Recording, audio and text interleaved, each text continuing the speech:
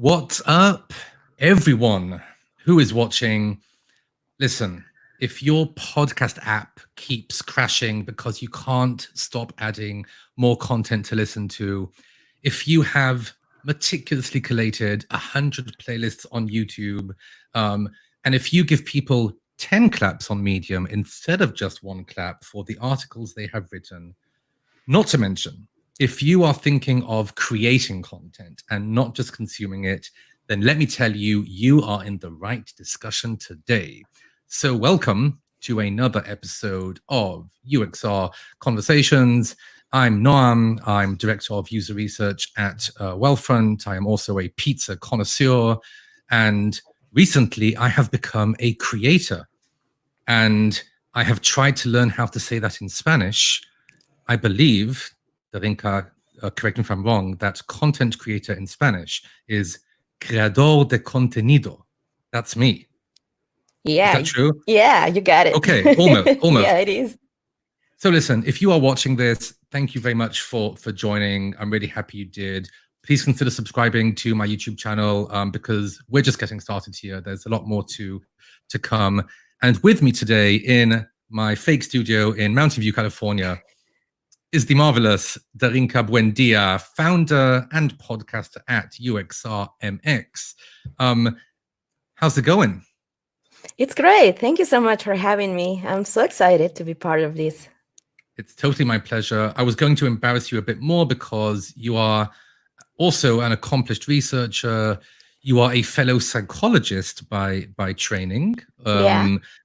But today we're going to focus on what it takes to create content and inspire others and share information and build communities, really. Yeah. And again, I do not speak Spanish, and I'm sorry for that, but I know how to apologize for that in Spanish.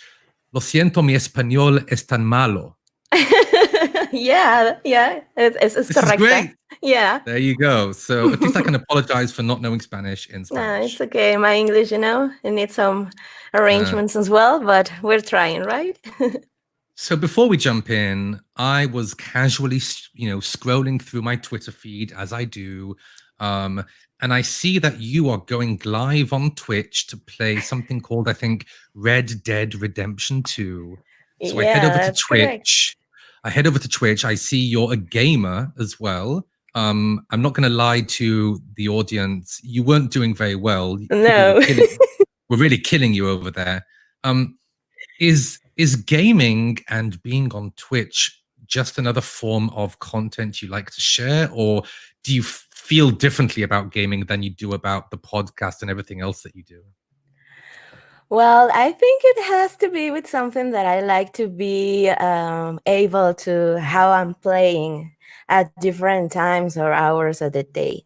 And even though it's like something really automatic just to get this notification and go live, I actually like to just watch those videos and think, oh, you do that right, oh, you do that so awful, you should be able to change this and something like that. So I think it's more by my own acknowledgement and pleasure that sharing my gaming. I mean, this game is actually so cool. I'm just obsessed with that.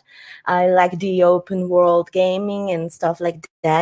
Actually, I'm always looking for some things about usability and navigation and menus and stuff like that. So yeah, I think it has to be with that, but not all the way. Okay. Now we also have to talk about your studies. I mean, I like to talk about people's journeys. You have studied a lot of stuff. You studied psychology, you studied psychotherapy, you studied education, you studied literature and art. It's a very long list. What motivated you to study all of these things? You've invested so much in your education. What was the motivation there? Tell us about all of those journeys in academia.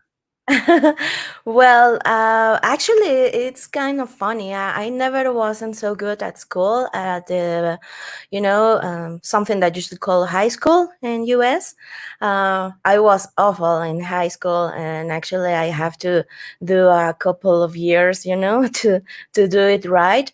But I think it was something to do with more about being able to learn something that I really liked, and the human being and the mind and why even are here and all that stuff about uh, trying to find the right answer, or even some answer leads me to that path. So yeah, I was trying to be someone that enjoys knowledge. So one thing led me to another. So right now I'm a psychologist. I always say that because here in Mexico, and I think it all over the world, it seems like there are more designers, like graphic designers or engineers, or some of those paths, career paths.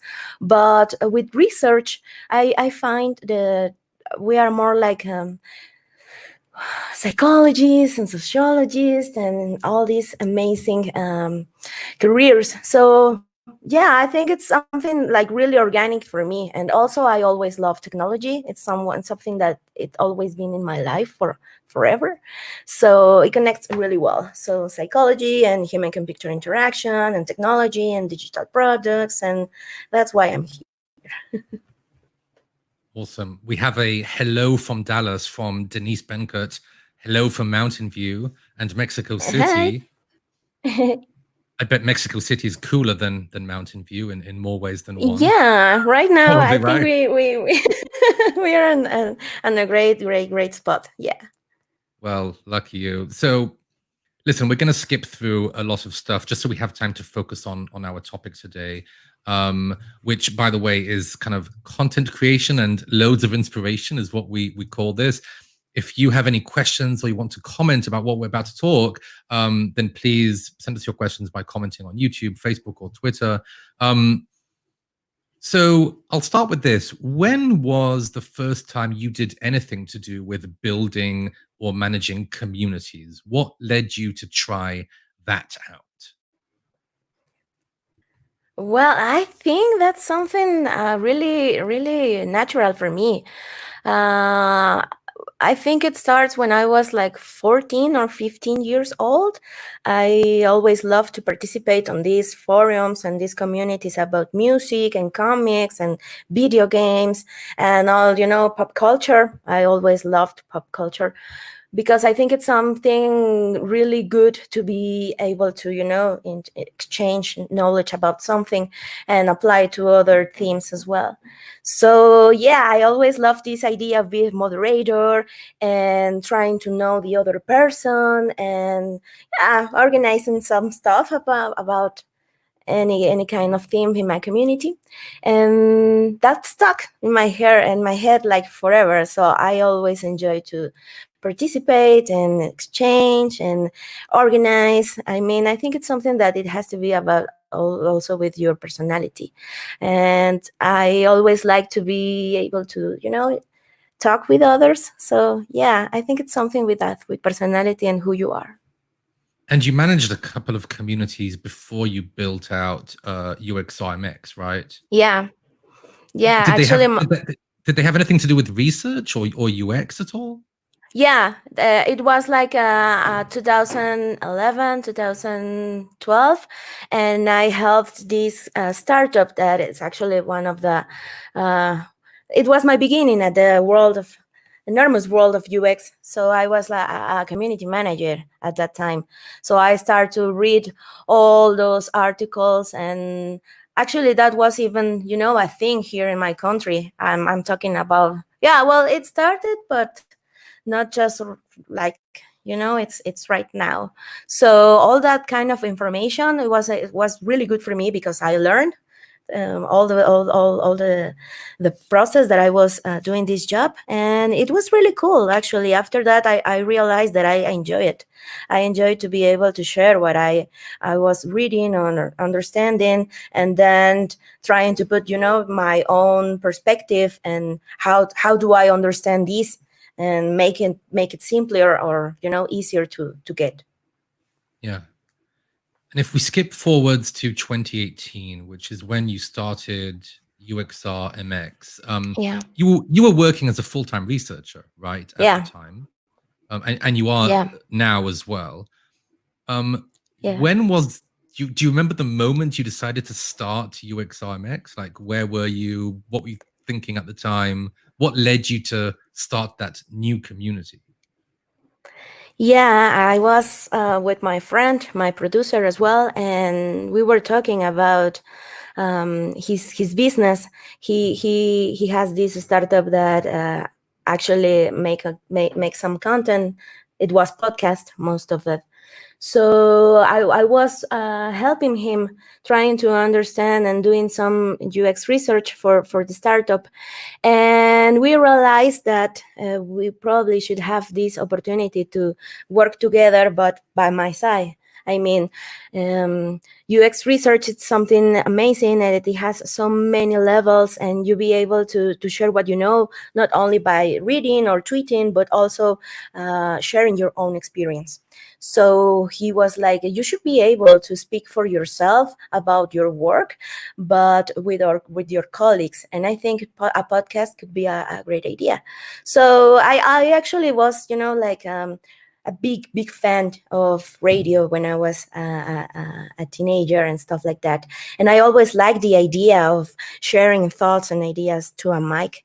So when I met my friend, it was actually because he invited me to do a podcast about a cartoon, right? So it was like, yeah, why not? And that experience, it was really good. And three years later, he was like, did you remember that time when we record that amazing podcast, and actually you came back 5 more times because you love it? And I was like, yeah. Well, why don't you try to do that the same thing but with your work?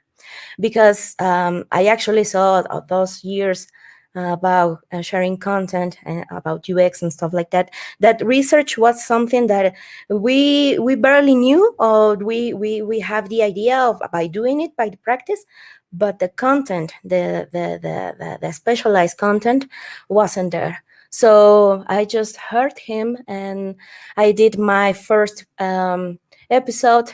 And I always it's like a really embarrassment because it sounds so bad. But Who was the after, guest? Who was the guest on your first episode? well, actually the guest of the first episode was the co-founder of the one of I actually I call it always my I don't know if this says in English at the same time as Spanish, but it's my alma mater. It's like Yeah, yeah. Punto Lab.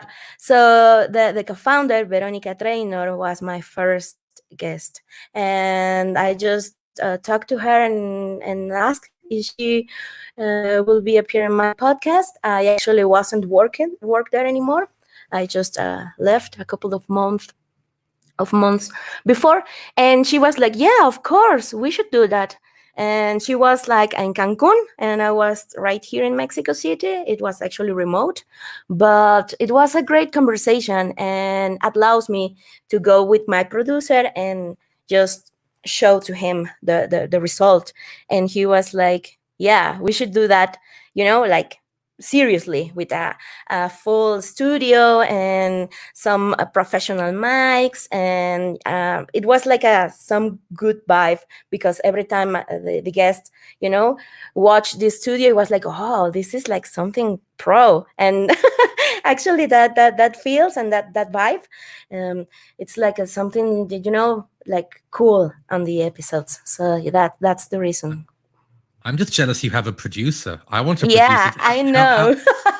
How do you get a producer? What do they do? What does the producer do? What?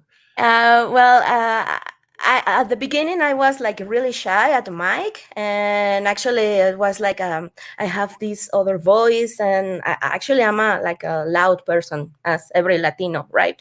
But I was like I'm loud screaming and too. I'm loud yeah, and too, by the way. exciting, and he was like, you should moderate your voice.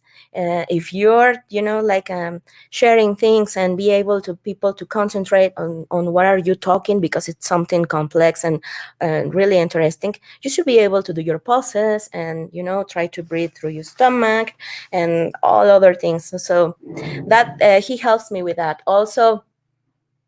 He helps with the structure of the content, because sometimes it's hard when you start like a conversation, just like an interview, and these things that we always do as researchers, the report. So he think of something like, you should be able to start with like talking so casually, and then the guest will do their introduction and stuff like that. But also he does the music of the intro and the outro and some mixing. He teach me to use Logic Pro.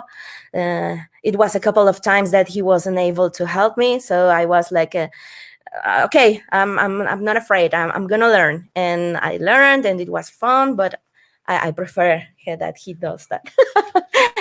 It sounds good. It sounds good to me. Yeah, yeah. Um, so, can you describe what the state of the UX research community was in Mexico and Latin America when you started UXRMX? Kind of, were there other similar communities? Was there anything like this? I think it was something like we all already knew that there was there, like something that it's growing every day. And yeah, I saw a change, and not only at the UX research community, but also the UX community per se, the all. Actually, I remember that the podcast went live like in October, and then at November there was like three more podcasts, and 6 months later that was like five more, and Wow. there start to appear like another researcher community. And yeah, it was amazing, because for me it was like, yeah, that's the main purpose of this, that you have a voice too, and that you should be able to do what you like to. And perhaps we have different opinions. I mean, not perhaps, it's obviously that we all have different opinions, but people should be able to choose which one prefers and which one they identifies more. So yeah, it was really really cool. And then the podcast allows me to go, like one step and then another and another. People start to reach to me and message me and like, hey, do you have any courses? Can I learn with you? Please share me some of your I don't know, things like that. So it was like, oh yeah, yeah, I should be able to do that. And every time that I just heard what other people I was thinking and doing and listen to, I was, like gathering all that information. And that's why I think the podcast went through really, really well through all these months. Amazing. How so maybe I should have asked this first, but what was UXRMX back then when you started, and how has it evolved to today? Like, how do you define it? What exactly are you doing as part of UXRMX when you started and today? Well, when it started, it was like a hashtag, right? And I always been bothered because the name it's not so cool. I actually don't like it too much, but it's something easier to identify to the people that are actually doing content in Mexico as, I don't know, UX, UXMX, and we have, like similar names for something. And I was like, well, I don't know how to name that. Well, let's do some hashtag, and that stuck. And it was really great because people actually was sharing what they're thinking, and I like that, and I like this, and why don't you go and try to speak with this person, and I thought like, oh no, this is like a big huge referent in the industry. How can I approach to that people? I'm not on that level, right? And then it was like, well, why not? What I'm losing if I don't? They probably just answer to me no, and that's it, right? So that was like evolving through time. I just wanted to say, I just noticed that Jessica Alba, the actress and businesswoman, has just started a live stream as well on Instagram right now. We have some But, competition. but believe me, like, you want to stay with us. I know it's Jessica Alba. I look up to her too. But come on, like, come on. This is good stuff.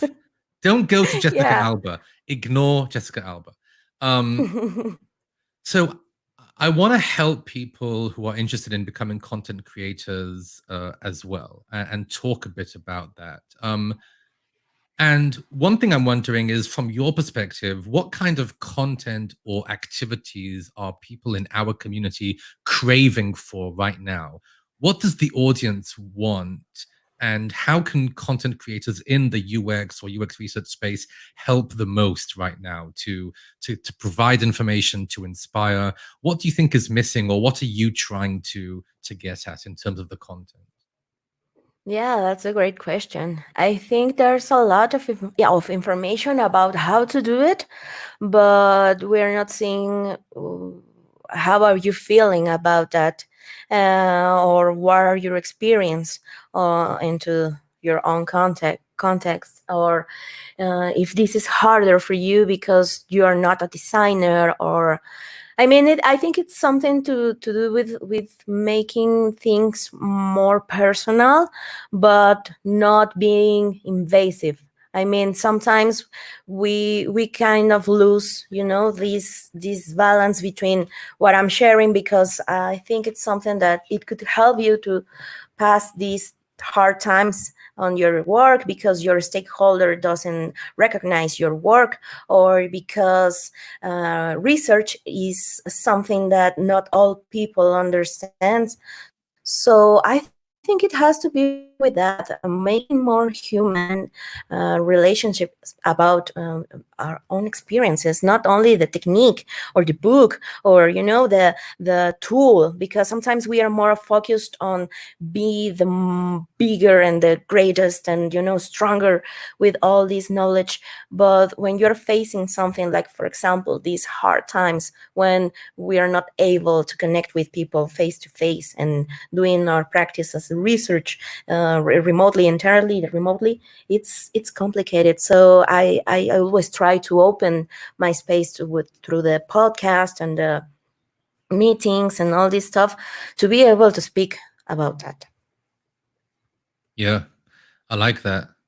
And then, what's your kind of, do you have a strategy, or does your producer have a strategy perhaps, when it comes to the content? So, for example, who to have on the podcast, what to discuss, etc. Is there some kind of common thread, a strategy, a way about which you do that? It began like that. We actually had like this spreadsheet, and start to think about, um, June, it's going to be the month we are going to talk about usability testing, and November are going to be etc., etc. But then it was like really hard and really complicated to pace on that track, because people are always busy, and because I actually have a work, and because I have another things to do as well. It started to feel like, oh, I'm not gonna make it. So I start to reach that by living the moment, right? I was like, I don't know if I was looking or reading about diary studies, for example. I reached to a colleague that at some point start to do that, and I reached to him or her, and it was like, would you like to appear in my podcast? Yeah, sure. And it started just like that. You talk about having a full-time job. So do I, although I'm on parental leave right now, but that's another Yeah. wonderful job. Yeah. um, and an incredible experience. Recommended. Although it's also nice to have your children in school as well, part of the time. But anyway, do you think that in our field of UX research or UX more broadly, any of us will ever be able to just focus on content creation and that's it? You know, in many other fields you have content creators who are doing just that. It's their full-time gig. They're working for themselves. They're spreading the word, information, inspiration. Do you think UX research is too niche for that, or do you think it's actually possible for people to focus just on No, this stuff? no, I don't think so. I don't think so because it has to do with the whole industry. I think uh, every day it's different and every day is changing. And you know what you thought that you knew about something. I mean, for say something UI in 2 months, it's going to be like that's obsolete. And also with people, and also with organizations. I mean, if you're not there, you're actually not knowing what's going on. And I think knowing what's going on allows you to deliver more helpful content and So you real have to and stay honest. involved. So you Yeah, have to all the stay involved time. in the research. You have to work in it. Yeah. Yeah. Yeah. It has to be like a hybrid approach. You can't do one or the other. Yeah, I think that's the one of the biggest goals of the podcast, to trying to share these emotions, but also these experiences about something in particular. So you can listen to it and listen to the referent of the uh, person that actually has a little more experience about it, and be able to think, oh yeah, well he did it that way. I think I'm gonna try it and see what's happening with that. So that's why I think it's really important to be able to live it. Yeah. So do you have any good tips and tricks for people who aspire to create content, not just consume it? Kind of now that you've learned a lot about doing the stuff and you have the podcast and you're on Twitch with your gaming, um, what things have you learned are the most important in order to get this right and really help people with their careers and their progression? Well, I think the first thing is that you actually need to like it, because if you like what are you doing, you're going to be more persistent, and you have to be like every Thursday or every Sunday, or the day that you are going to choose, to be able to do that as a discipline. Because if you're losing that, if you're not focused on what are you trying to reach and to accomplish, you're going to feel lost, just as that you're feeling lost with other things in work, for example. Because UX research, at least here in Mexico, is something new. It's something that we are not, like, oh yeah, no, that person did that like 15 or 20 years ago. We're actually like learning all together into do that. So if you're doing your content persistently, and trying to see what's good and what is working and what definitely doesn't, you should be able to iterate as well. It's like applying our own methodologies and all our own stuff that we are actually selling all the time applies to this work as well. Yeah, I hear that a lot about content creation, that consistency is very Yeah. important. Perseverance is important. You have to keep a certain Yeah, pace and and I keep mean, going. yeah, totally. But I mean, actually, that's why I'm telling you that you need to like it, because actually, you sometimes not feeling in the mood, or you're not feeling the vibe. And actually, you should be able to say, no, today is not a good day. And, like, take a break and go for it next week or something like that, because people are feeling it. And one of the things that I actually worry about the content that I share is that it feels like honest and like the real me. And I actually, catch me sometimes when I'm like thinking of something else. I'm not really be there because like I'm mad because something that happened at work, etc. So yeah, that's something that really helps to be able to be you as not this. I mean, we all have characters, right? It's something that we learn in school and stuff like that. But also, if you're like having these in your own way and your own tone and voice, I think it's going to be easier.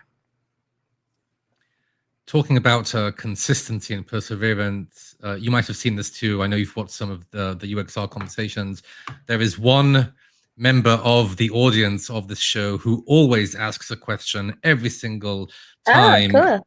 It is, of course, Tiana X, and she has a question for you. Let's put it up here. Hi, Darinka. Thanks for sharing your wonderful experience. May I ask, what's your vision for UXRMX? What would it look like in 5 years? Is there anything in particular you want to achieve? Oh my, I'm so afraid of that question right Dream now. big.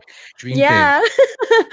Well, I think from 5 years. I would love to do some more teaching. It's something that I actually loved. I always love sharing what I know and my experiences. I would love to UXRMX will be something that it's not only focused on research, but also I'm always trying to get my other colleagues from other disciplines as well. Actually, last year we have a couple of courses about Scrum methodologies with UX research, how you can, gather both.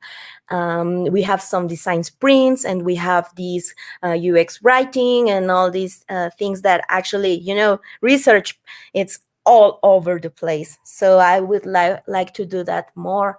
And the idea of having these people that grabbing their own microphones and writing their own ideas. Actually, one girl shared me the other day, she's doing some Medium posts on about the podcast, each episode that has been recorded, and she was like doing these highlights and doing these links with the tools and all the stuff that we always sharing.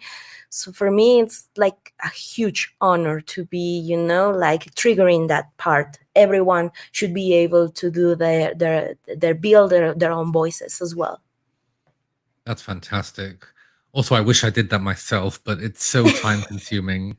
Yeah, it is. I need a producer. No, I mean, yeah, of course. I'm always grateful for that. And actually, we are now like doing some pro bono, and like a quid pro quo Clarice thing. You tell me something and I answer another one. So for us, it's like I'm helping the organization that actually do some podcast, but about political and social, stuff. Really, really, really cool and complex as well.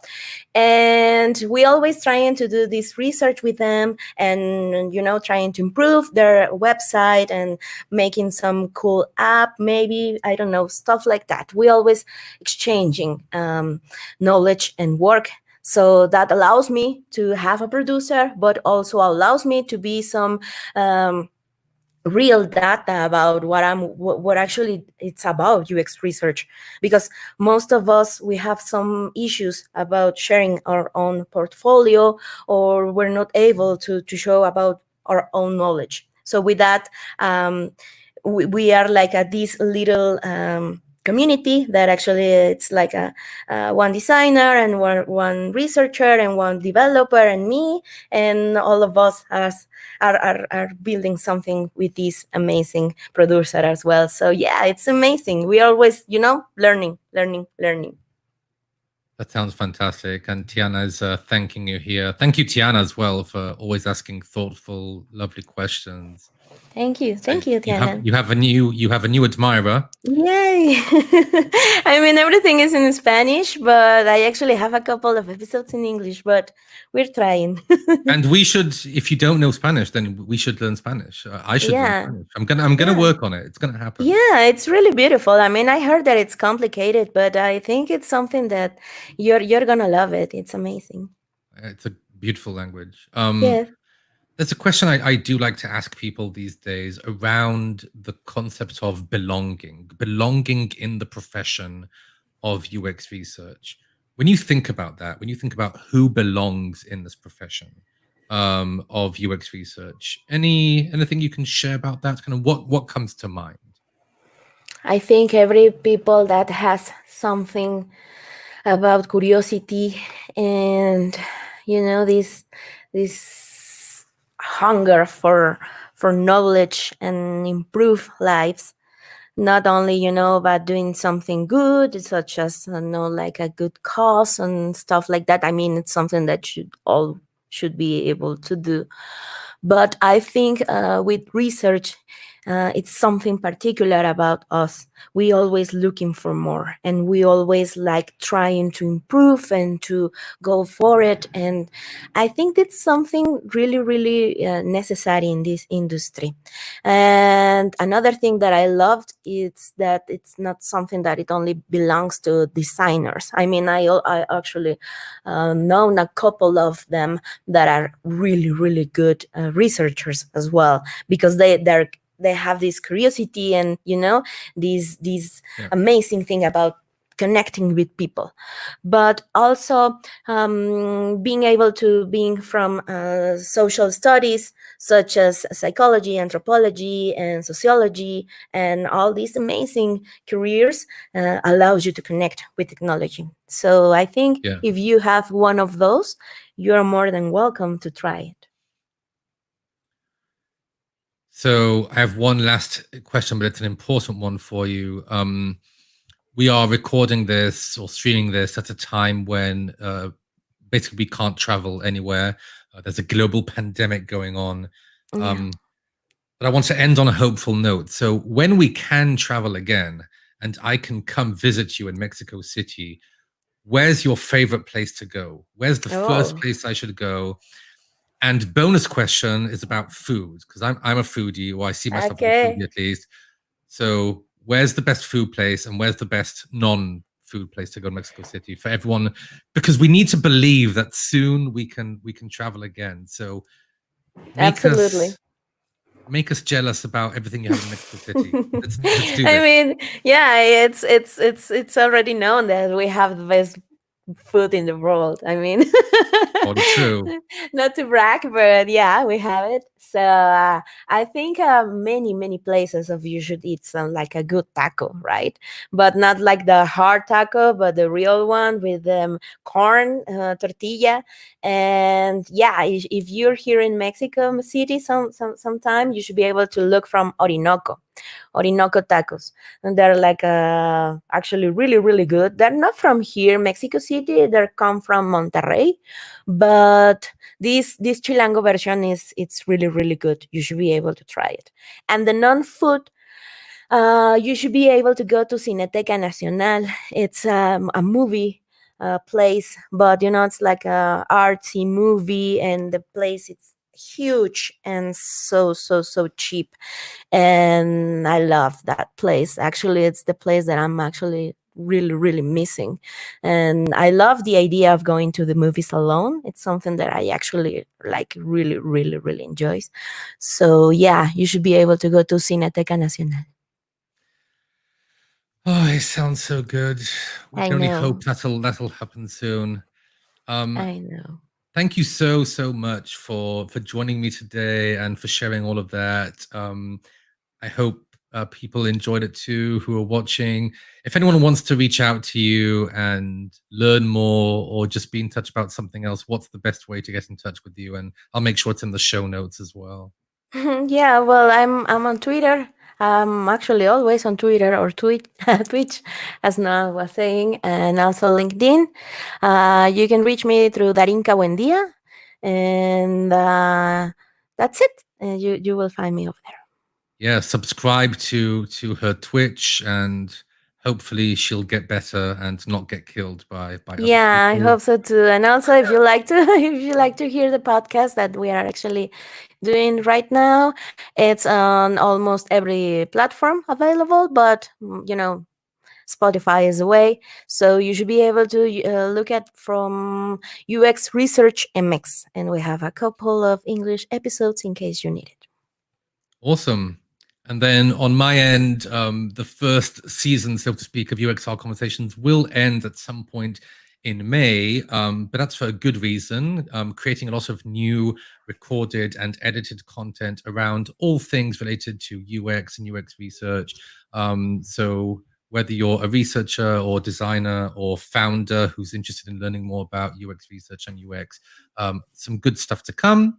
So consider subscribing at youtube.com/c/Noam Segal. And if you want to have a UXR conversation before this first season ends, I'm at noamseg@gmail.com or noamseg on the Twitter, and I'm always happy to chat about, well, pretty much anything you want to when it comes to research. Okay, that's it. Let's go enjoy our Saturday, our weekend. Yeah. Thank you very much. It was lovely to see you face to face. Yeah, it was. And we're gonna come to Mexico City. It's gonna happen. I will let you know when I buy the We'll ticket. be there, and I will take you to Orinoco. Yes. Bye, everyone. Have a lovely weekend. Thank Bye you. bye.